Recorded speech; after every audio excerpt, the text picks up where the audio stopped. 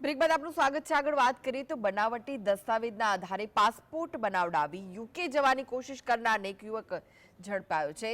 અમદાવાદના international airport પરથી immigration અધિકારીને શંકા જતા મુસાફરની તપાસ દરમિયાન તેણે બોગસ પાસપોર્ટ બનાવ્યો હોવાની હકીકત સામે આવી છે। આરોપી પાસેથી મળી આવેલા પાસપોર્ટમાં તેનું નામ રાજુ બગોન હતું। આ મામલે એસઓજીએ વધુ તપાસ કરતા સામે આવ્યું હતું કે યુવકે આ બોગસ પાસપોર્ટ એક એજન્ટ મારફતે બનાવડાવ્યો। યુકેમાં રહેતા રાજુ બગોન નામના એજન્ટે આ પાસપોર્ટ બનાવ્યો હતો, તેમ 6 મહિનાના સ્ટુડન્ટ વિઝા બનાવડાવ્યા હતા। આ પાસપોર્ટ મુંબઈથી બન્યો હોય તેવી હકીકત પણ તપાસમાં ખુલી છે। વધુ તપાસમાં સામે આવ્યું છે કે પકડાયેલા યુવકે આ પાસપોર્ટ અને વિઝા મેળવવા માટે 22 લાખ રૂપિયામાં સોદો કર્યો હતો, જે મામલે પોલીસે વધુ તપાસ હાથ ધરી છે।